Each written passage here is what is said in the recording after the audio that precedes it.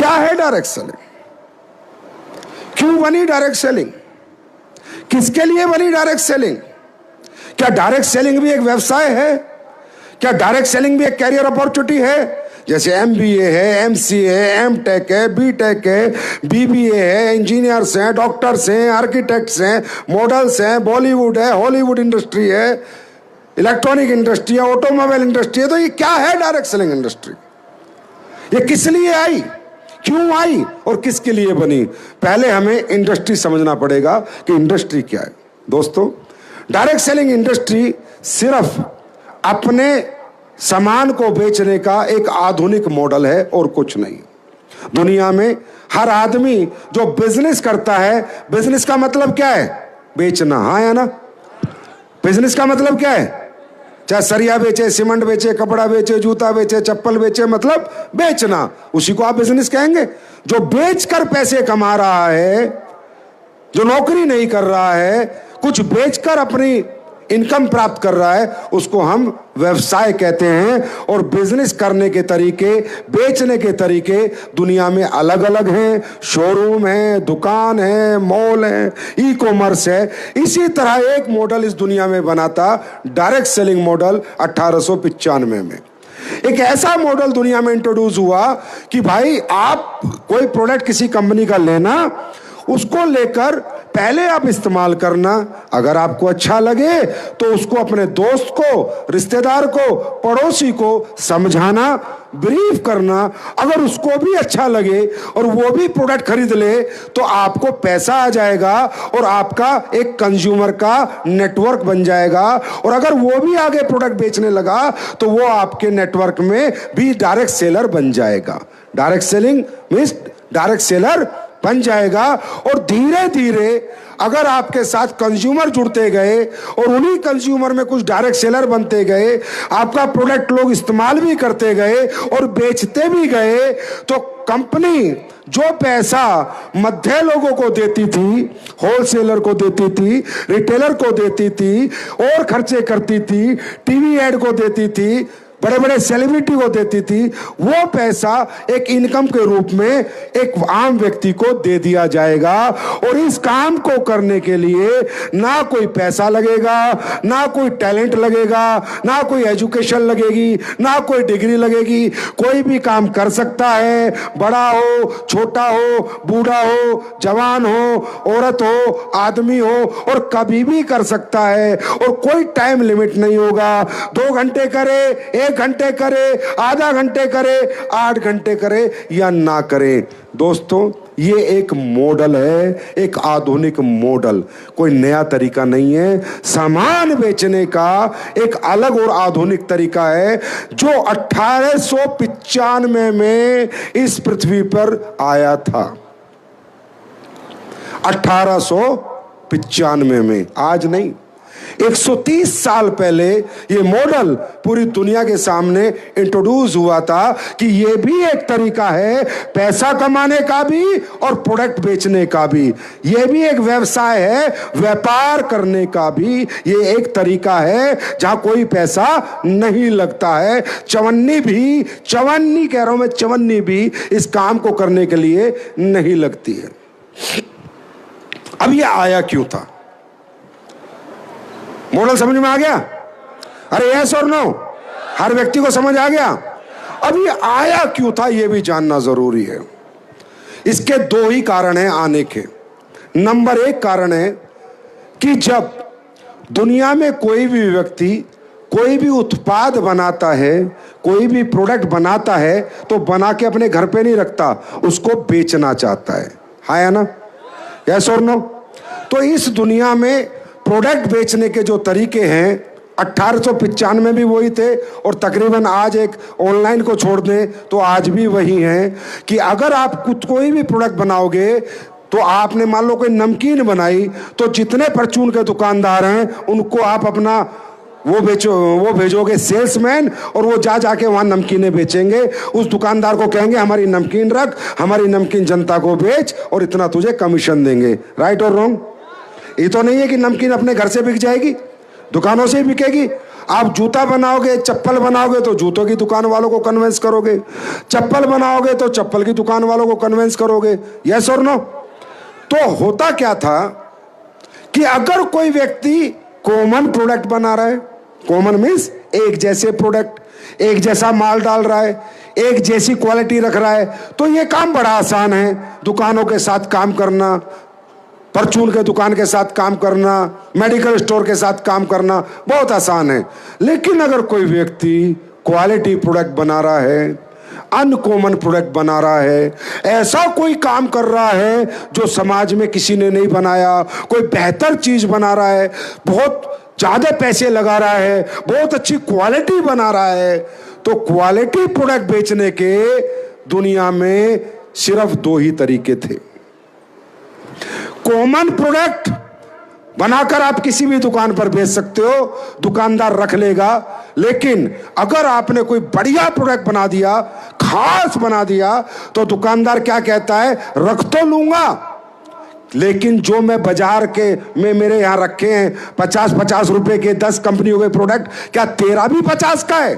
और आपने बोला नहीं यार, ये जो 50 वाले रखे हैं इनसे मैंने दुगनी अच्छी क्वालिटी बनाई है, बहुत बेहतर बनाया है, लोगों को फायदा ज्यादा होगा।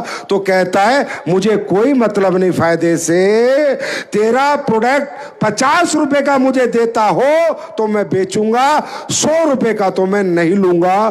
तो क्या हुआ, दुनिया में क्वालिटी प्रोडक्ट बनने कम हो गए। कम क्यों हो गए? कि क्वालिटी प्रोडक्ट बनाऊंगा तो महंगा बनेगा, महंगा बनाऊंगा तो दुकानदार रखेगा नहीं, क्योंकि वो तो वही रख रहा है जो सभी कंपनियों ने बनाए हुए हैं। तो वहां पर क्या हो गया, कॉम्पिटिटिव एनालाइजेशन होने लगा, प्राइस वार में दुनिया फंस गई, क्वालिटी वार निकल गई और प्राइस वार में दुनिया फंस गई। और इस वजह से आज आप देख लो, आप आंवले का तेल ले आओ, जिसका मर्जी ले आओ, एक जैसा है, हाँ या ना बोलो। गोले का तेल ले आओ, नारियल का तेल, एक जैसा है, हाँ या ना, हाँ या ना। मसाले ले आओ, एक जैसे हैं, अरे यस और नो, सबके एक जैसे ही हैं। क्यों हैं? क्योंकि सब प्राइस वार में काम कर रहे हैं, कोई भी क्वालिटी की तरफ नहीं भाग रहा, क्योंकि क्वालिटी बनाएगी तो पैसा ज्यादा लगेगा और ज्यादा लगेगा तो थोड़ा महंगा हो जाएगा प्रोडक्ट। तो इसको बेचने का दुनिया में क्या तरीका था, अपने खुद के शोरूम खोलो, जैसे कि Levi's, Pepe, Naik, Adidas, Reebok, देखे आपने शोरूम, हाँ है ना? या तो अपना शोरूम खोलो तो आप क्वालिटी प्रोडक्ट बनाकर बेच सकते हो, और नहीं तो चुपचाप बैठो, बेच नहीं सकते। तो दोस्तों, अब शोरूम खोलने के पैसे एक समय पर 750 डिस्ट्रिक्ट है भारत में, कोई आदमी प्रोडक्ट बनाते ही क्या 750 शोरूम खोल सकता है? इतना पैसा हर आदमी के पास नहीं होता ना। तो क्वालिटी प्रोडक्ट तो बन गए, पर वो बाजार में नहीं आ रहे, क्योंकि बाजार में दुकानदारों ने तो कह दिया नहीं, मैं नहीं रखूंगा तेरा प्रोडक्ट, चाहे कितनी अच्छी क्वालिटी हो, क्योंकि मुझे तो रेट में दे, रेट में। और शोरूम 750 शहर में कोई खोल नहीं सकता। तो यही सोचा था किसी ने 1895 में कि क्वालिटी प्रोडक्ट बनकर अगर बिक सकते हैं और पहले ही दिन कोई बेच सकता है, तो उसको एक मॉडल बनाना होगा, एक मॉडल में आना होगा, और उस मॉडल का नाम है direct selling model. Direct selling का मतलब वो प्रोडक्ट जो दुनिया के सबसे बेहतर प्रोडक्ट है वो इस इंडस्ट्री में बिकते हैं सर। अगर रियल डायरेक्ट सेलिंग है तो, इथिकल डायरेक्ट सेलिंग है तो आप पूरी दुनिया के पेस्ट ले आओ। अगर मान लो जो एसलीपीएस पेस्ट बनाती है, एक एग्जांपल दे रहा हूं, अगर ऐसा पेस्ट आपको बाजार में मिल जाता है तो समझ लो रियल डायरेक्ट सेलिंग नहीं है। मेरा चैलेंज है, आप हमारा पेस्ट पूरी दुनिया में ढूंढ लो, ये क्वालिटी का पेस्ट आपको मिलेगा ही नहीं। सही कह रहा हूं? जो पेस्ट करते हो हाथ खड़ा करो। अरे सॉरी करते, देखो तो सही, सारे पेस्ट करते हैं हमारा। अरे बाप रे बाप, मैं भी तो कहूं हर महीने 20 लाख कैसे बिक जाते हैं। Real direct selling means, ethical direct selling means world का सबसे बेहतर प्रोडक्ट बने, वो डायरेक्ट सेलिंग में बिके। राइट, ना कि फालतू की चीजें बिके, ना कि कचरा बिके। इसी को कहते थे रियल डायरेक्ट सेलिंग। और इसी रियलिटी के कारण ये इंडस्ट्री पूरे विश्व में 16 लाख करोड़ की इंडस्ट्री बनी। 16 लाख करोड़ की इंडस्ट्री में आप समझ सकते हो कितने करोड़ों लोग अपना भविष्य, अपना जीवन यापन आज डायरेक्ट सेलिंग से कर रहे होंगे। 16 लाख करोड़ की इंडस्ट्री है। इसी कारण से, प्रोडक्ट की क्वालिटी के कारण से ही ये इंडस्ट्री में अमेरिका में 3 लाख करोड़ का टर्नओवर होता है। आप अमेरिका को तो सख्त देश मानते हो, आए ना? अरे हमारे यहाँ तो समोसे तल के एक ही तेल में सुबह से शाम तक एक ही तेल में समोसे तल देता है। अमेरिका में कोई तलने नहीं देता। वो पढ़े लिखी कंट्री है, वो ऐसे अपने लोगों को बीमार नहीं होने देती, अपने लोगों को ऐसे बर्बाद नहीं होने देती। समझे? ये हमारे भारत में ही है कि पकोड़े सुबह एक तेल में डाल रहा है और रात को भी उसी तेल में डाल रहा है। तो वो इतने समझदार लोग हैं, हमसे बेहतर दिमागदार हैं, हाँ है ना? उनके यहां गूगल पे डाल लेना सर, अनपढ़ नहीं हो, पढ़े लिखे लोग हो। मैंने क्या कहा? अगर रियल इस दिन का मजा लेना है ना तो समझ के जाना, मोटिवेट होके मत जाना। समझोगे मजा आएगा, मोटिवेट होगे मोटिवेशन खत्म हो जाएगा। समझोगे जीवन भर बात याद रहेगी। अमेरिका में 3 लाख करोड़ का व्यापार है डायरेक्ट सेलिंग का। हमसे ज्यादा समझदार हैं, वर्ल्ड की सबसे पावरफुल इकोनॉमी है और वहां के लोग 3 लाख करोड़ का व्यापार सिर्फ डायरेक्ट सेलिंग में करते हैं। इसका मतलब कुछ तो खास होगा। दे आर नॉट फूल, वो पागल तो नहीं है। बात करें चाइना की, दुनिया की नंबर 2 पावरफुल इकोनॉमी है। 3 लाख करोड़ का व्यापार वहां पर हो रहा है। 3 लाख करोड़ का व्यापार वहां पर हो रहा है। बात करें पूरी दुनिया की, 16 लाख करोड़ का व्यापार हो रहा है। और बात करें भारत की, क्योंकि भारत के कुछ ज्यादा ही समझदार लोग हैं, तो यहां इसलिए 25,000 करोड़ का व्यापार हो रहा है। ज्यादा सुरते हैं ना हमारे यहां, ज्यादा सुरते लोग हैं। लेकिन ऐसा नहीं है, लोगों की गलती नहीं है। हमारे यहां रियल डायरेक्ट सेलिंग होती नहीं थी। हमारे यहां डायरेक्ट सेलिंग के नाम पर लोगों को ठगा जाता था।